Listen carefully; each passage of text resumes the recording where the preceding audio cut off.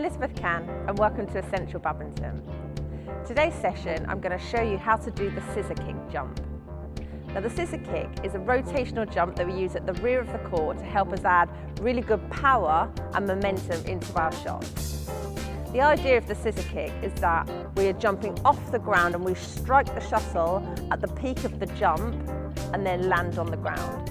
It's very similar to in tennis when you see the players rotate at the back of the court before they hit their shot. They're using the power of their body in the shot, so they're not just relying on the arm.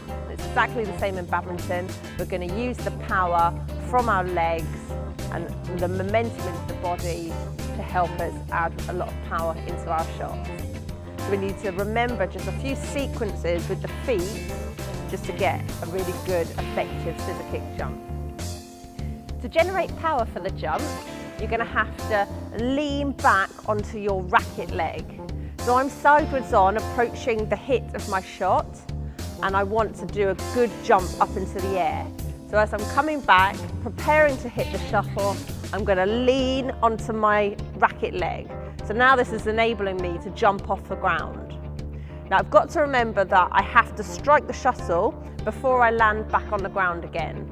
So I'm going to jump off the racket leg, hit the shuttle and land on the non-racket leg. So as you can see, once I've jumped off this racket leg, I hit the shuttle, I'm rotating in the air.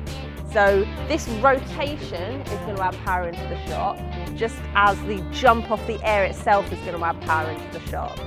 So I jump off the racket leg, hit the shuttle, and land on my non-racket leg, and then I place my racket leg back down onto the ground. So again, I'm coming back, preparing for the shuttle. As I lean onto this leg, I now have to remove my non-racket leg off the ground. So I'm jumping off one leg only, up, land onto the non-racket leg, and then place the next foot on the ground. So when we do this scissor kick, it helps us for a quick recovery back to the centre of the court again afterwards. So we're going to come here, turn, and off I can go back into the court again. So one thing, if you need to break it down so you can learn it bit by bit, is just standing on the spot, lift up your non-racket leg, turn and jump back down onto that non-racket leg. But remember, when you're practicing, don't lift up this leg, then put it back on the floor and then hit the shuttle. Remember, you have to be off the ground as you hit the shuttle.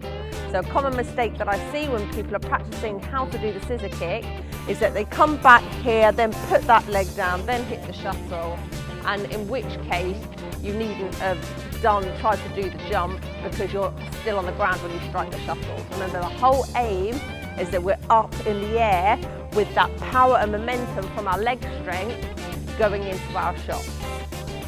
So again, just to recap, I'm coming back, preparing for the shuttle, all my rackets in position.